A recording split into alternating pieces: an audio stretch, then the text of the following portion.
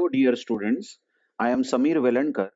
I welcome all of you to this video, which is on the topic linear queue data structure.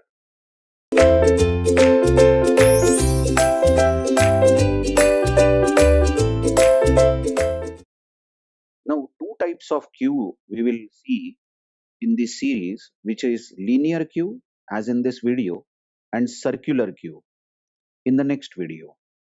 Now, queue is first in, first out data structure. That means whatever you put first in the queue, whatever you insert first in the queue will be always taken out first.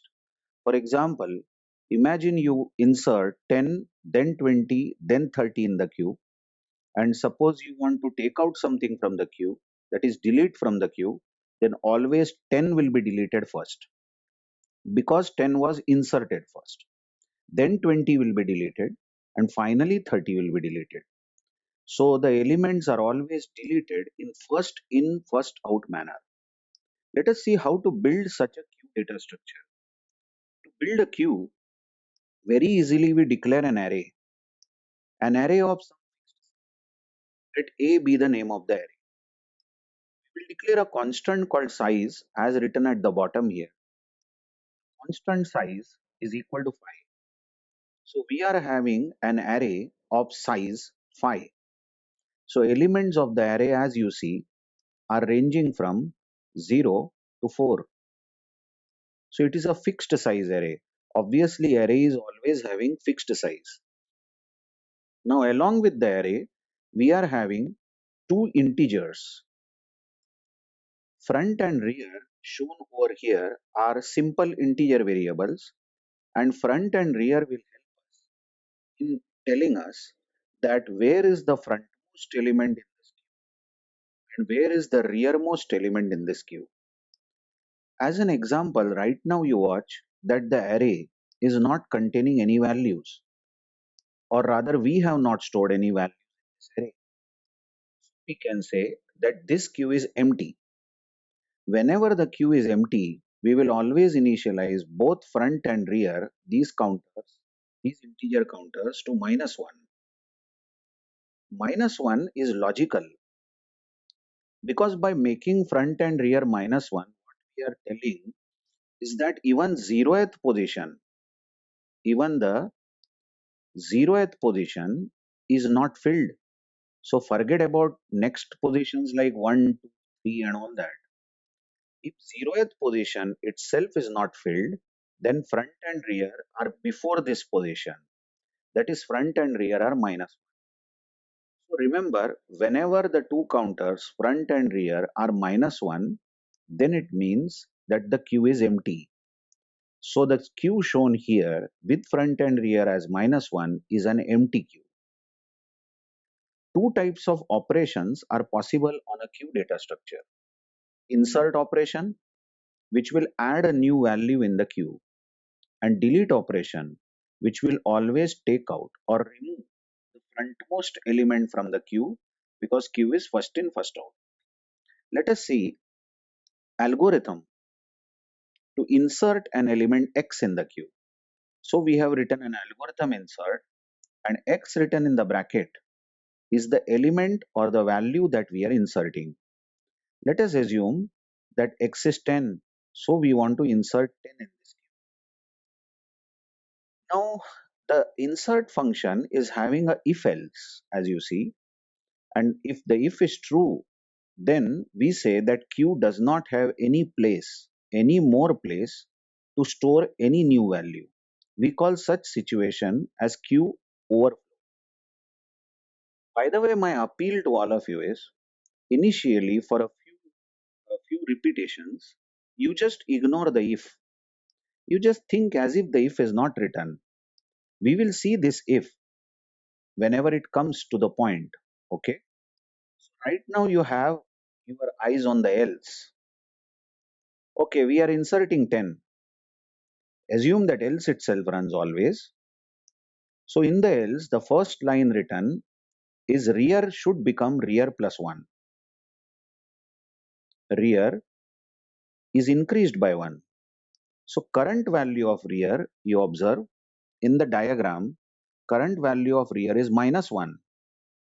So this value minus 1 is increased by 1, so rear will become 0, isn't it? Now what does that indicate? If the rear becomes 0, you see that rear is now becoming 0. If the rear becomes 0, then we are going to put the new value 10 at place 0, because rear is 0, in the array. In the array, we will put 10 at 0th place. So that's the next line we have exactly written. A square bracket rear should become equal to x. That means A of 0, because rear is 0. So A rear is becoming 10. And actually, that's it. Insertion is over. See, you have inserted 10 in this array at place 0. But there is something more to it. You see, actually, I repeat, this line rear is rear plus 1, and this line rear equal to x is the insertion algorithm. That's it. Insertion algorithm summarizes to these two lines. But there is more to it. There is a if after this. We are asking if the counter front is at the moment minus 1. As you see, the counter front is really minus 1 at the moment, because we initialized it to minus 1 early. So this if is true, if front is minus 1, then front is forcibly made 0. So front, which was minus 1, I will erase the value of the front. Now front is no more minus 1, but front becomes 0. After that, else ends and insert ends. Have a look at this insert function, and logically you just think of this. That front was minus 1, agreed? I will redraw a few things. Check this. This was the 0th position. It was not filled. Even 0th position was not filled. And both front and rear were minus 1. Now what happened, when we were inserting 10, we said rear should increase. So front and rear were at minus 1 before 0. We increased rear. So rear became 0 and 10 was inserted at rear place. But the problem is front remained minus 1. Although rear became 0, front remained minus 1. Well, this is an unstable queue. How can you say that frontmost person, listen very carefully, how can you say that the frontmost person is at minus 1th place and rear, that is last person, is at the place 0? Because minus 1 is not any valid place. So we say if front is minus 1, then make it 0. Now, where is the front person? At place 0, because front is 0. And where is the rear person, that is last person? At place 0, because there is only one person in the queue. You can easily read the if statement. I'll just make some place again. Okay. You can easily read this if statement, which I am ticking in English like this. If this is first insertion, then make front equal to 0. Does our C program come to know that this is the first insertion? Simply by asking front, are you minus 1? If you are minus 1, then we had just now initialized front and rear, and we are in the insert algorithm for the first time. So if front is minus 1, then make it 0. I'm sure you understand that the if that I have marked, if front is minus 1, then make it 0, will run only once. I mean, it will become true only once. It will be checked every time, but it will become true only once during first insertion. Let's see. Suppose you call insert second time. Let's say we want to insert 20. So how is the statement in the else going to run? First line in the else is rear is increased by 1. So rear which is 0 will now become 1. Rear is 1 means that you are ready to insert a new value at first place. So rear decides the place of insertion. Rear decides the place of insertion. So first place is going to store the value. That's what we have written in the second line of else. A of rear becomes X. So A1 becomes 20. And that's it. That's the insertion over. But we have an if, which will be false, definitely. We are asking, is front minus 1, which is not so. Front is 0. So no change made to any counter. Front remains 0. Now have a look at the queue. I will redraw the queue at the bottom.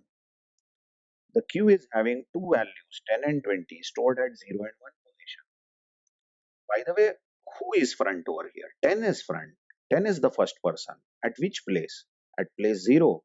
So front has to be 0, isn't it? You will agree. And who is the last person who had joined the queue? 20 joined the queue last. Where is he standing? 20 is standing at first place. So rear has to be 1. This is a consistent queue, isn't it? Believe me, if you would have kept front as minus 1, did no change to front during first insertion, if you did not forcibly make front equal to 0 during first insertion, then front would have remained minus 1 and rear would keep on increasing due to each insertion, and this will look really, really bad queue where front remains minus 1 and rear keeps increasing. Needless to say now that every new insertion, like if you insert 30 now, rear will increase and new value will go at rear place. So what if you insert 30, then 40, and then 50? So rear by this time, rear would be becoming 4 because each insertion increases rear by 1 and does not change front at all. Now watch the queue. Queue is having 5 elements and the frontmost is 10, which is standing at place 0. So front is 0, correct. And the last element of the queue is 50. It is standing at 4th place. So the rear is 4, correct. This is how insertion algorithm runs. But now suppose you insert one more element. Try to insert 60 in this queue. Do you agree that there is no place in the queue? Check the array. All the elements of the array are full. So there is no place in the array. If you try to insert 60, then the if statement, now look at if. In the insert function, the if statement written is rear equal to size minus 1. Recall, size is a constant which is 5. We are asking is rear, check the value of rear, rear is 4. Is it really equal to size minus 1, that is 5 minus 1, which is 4? And this is true. What it means is even the fourth position, that is last position of the array, is filled. So we don't have any place. So we'll print queue overflow and we will not land in else. Else will be skipped and insertion will fail. We will not be able to insert any new value. So that's insert function of the linear queue. You watch that your teacher has not yet explained why such a queue is known as linear queue. Why the word linear? I will come to the point, trust me, at the end of this particular video. But it's time to see delete function now. Let's have a look at delete. To understand delete, you imagine that the queue currently stores 10, 20, 30, 40, 50. So all the elements of the queue are filled. There is no more place for any new value in this queue. So what should be the value of the front? Front should be 0. As you see, 10 is the frontmost, which is at 0th place. And rear must be 4. As you see, the last element is 50, standing at 4th place. Now, just imagine you call delete function. Okay. Now, delete function, uh, now note that just don't be in a hurry to come to any conclusion. This delete function is wrong. Okay, that's my habit. I like to write something wrong so that you understand importance of something which is correct. Okay, but let's see delete function. The delete function is first of all going to check underflow. You see the if statement. If front is -1, then print Q is underflown. By Q underflow, we mean that there is nothing to delete. The queue is empty. And it seems logical. If front is -1, then frontmost person itself is not there because -1 is not a valid place in the array. So if front is -1, we know that we are still at the initial value of the front, which we started off. At the beginning of the program, we made front and rear both as -1, recall? So if front is still -1, then there is nothing in the queue. So we are going to print underflow and else will be dropped and we won't be able to delete anything because queue is empty. But at the moment you watch, for the given queue, which I have drawn, this is not empty because front equal to -1 is false. As you see, front is 0 at the moment. So deletion is possible. So we land in else. From now onwards, my appeal to all of you is every time you run delete, you directly come to else because if is going to be false for a long time. So what are we doing in else is we are pulling out a front and storing it in x.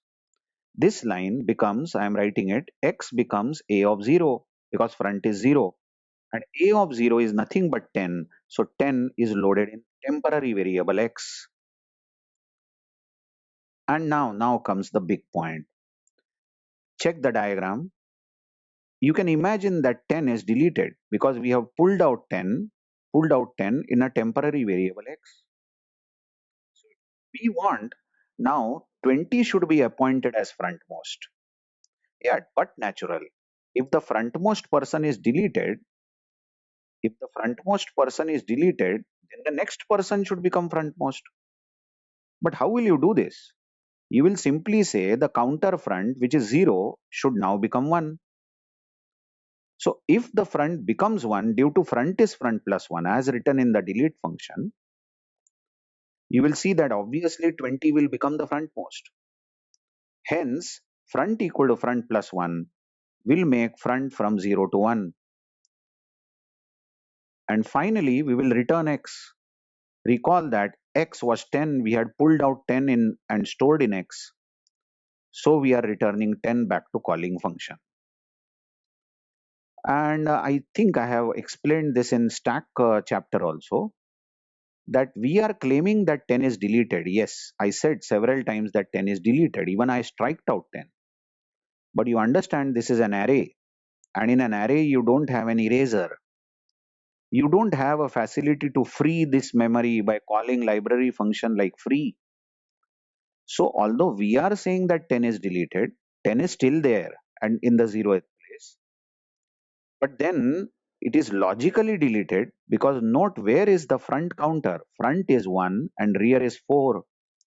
Observe the new value of front. Front is 1, rear is 4. So the queue is ranging from first to fourth place as if 0th place is something in which we are not interested. Okay. So now you consistently keep running the delete function with me. And trust me, there is some problem with this delete which we are going to deal with very soon. So let's call delete again. What do you think? Who should be pulled out now? Obviously 20. So directly land in else. In else we are saying x is equal to a front. But observe a front means a1 because front is 1 now. And a1 is 20. So 20 gets loaded in temporary variable x. And the next line is front becomes front plus 1. So front which was 1 will now become 2.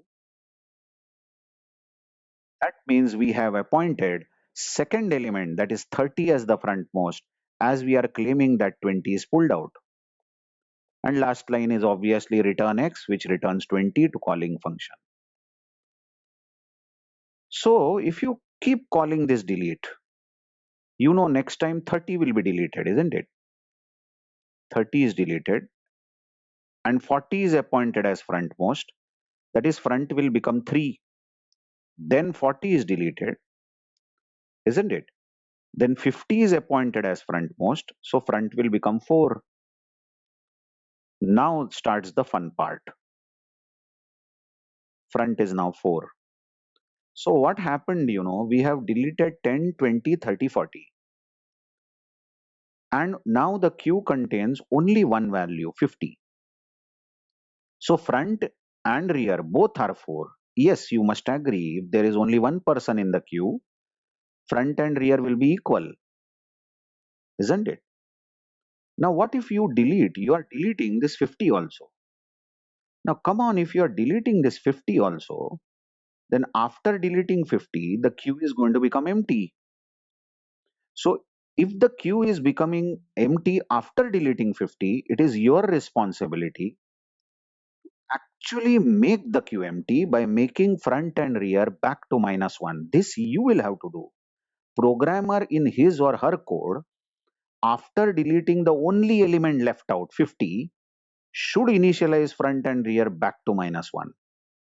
So what is my point is that in the delete function, before you say front is front plus 1, see, it will be so silly, isn't it? So silly that after deleting 50, if the programmer says front is front plus 1, how silly it is. How can be front equal to 5? We just can't blindly say that because we are deleting someone, next person will be frontmost. Hello, next person has to be available, correct or not? So you just can't blindly say after deleting a value front plus plus front should become front plus 1. Well, before you say that front is front plus 1, it is quite logical to say, to ask, is front and rear both equal? Well, if front and rear both are equal, then it means that there is only one element in the queue, and even that has been pulled out by the previous line, x is equal to a front.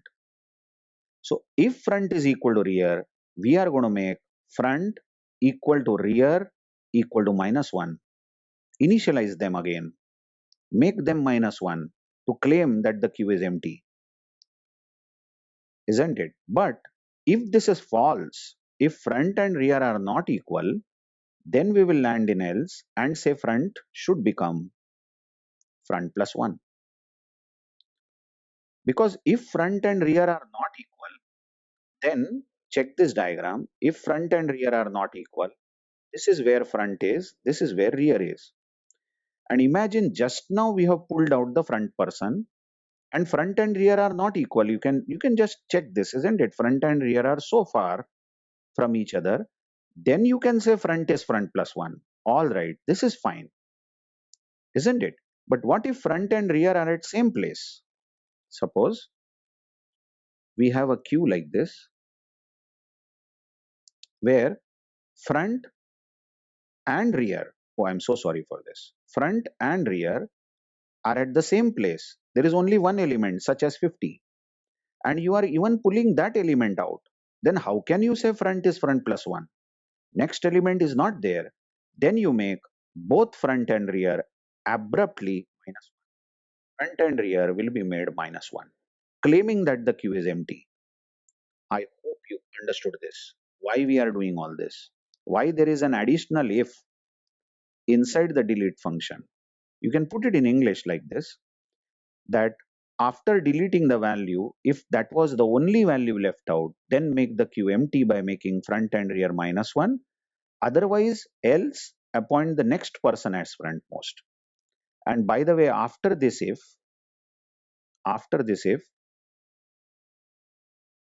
return x, which you pulled out, and that's the end of delete. So after deleting 50, front and rear both will become -1. Yes, both are -1. So what if you call delete now? Now that's funny. How can you call delete on this queue where queue does not contain any value? Don't worry, early in the delete, we are having a if statement. If front is -1, and that is true now, so it will print queue underflow. Queue is empty, isn't it? Now, that's how insert and delete are designed on linear queue. But we are not leaving the video yet. Let's come back to insert. Okay, now what we are up to? Let's see. Imagine we have a queue like this. Just check this queue. Very interesting discussion we are heading to. Imagine the queue is storing 30, 40, 50 as shown, and the value of front is 2 and the value of rear is 4. Observe that. Can we have such a queue? Watch that, front is 2. I'll better mark it. Front is at second place and rear is 4. So what about this 0th place and first place?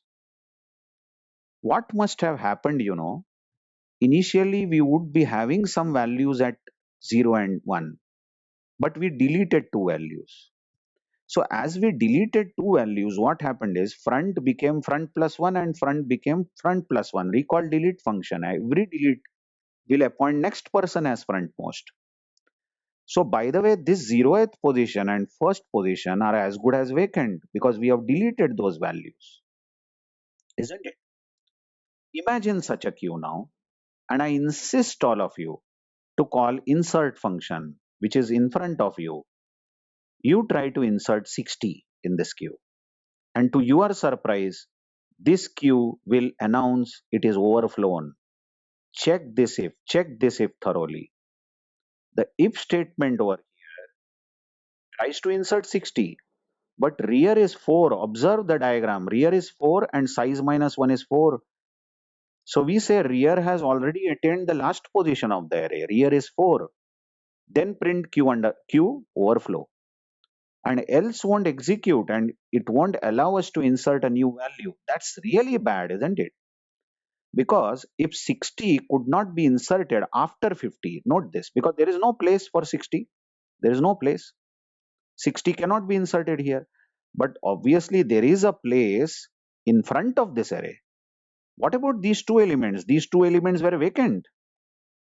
But although the two elements are vacant, you are not welcoming 60, isn't it? You are saying that 60 cannot be inserted because rear is already at the last place. Last place, isn't it? That's linear queue for you. That's that word linear. Why? Why linear?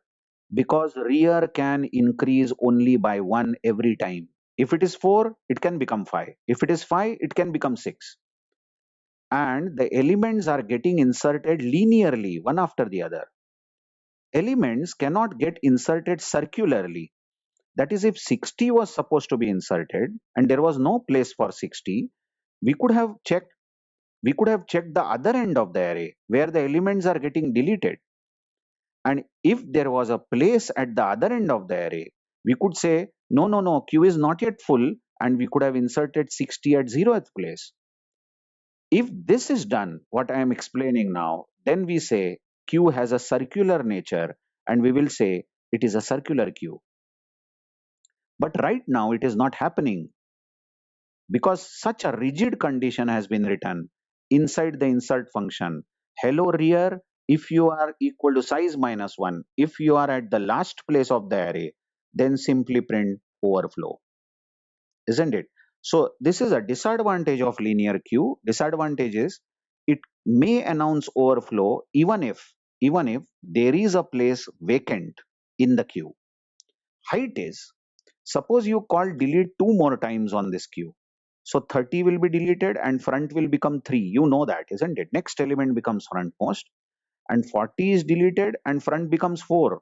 So now you observe front, which was 2, now becomes 4.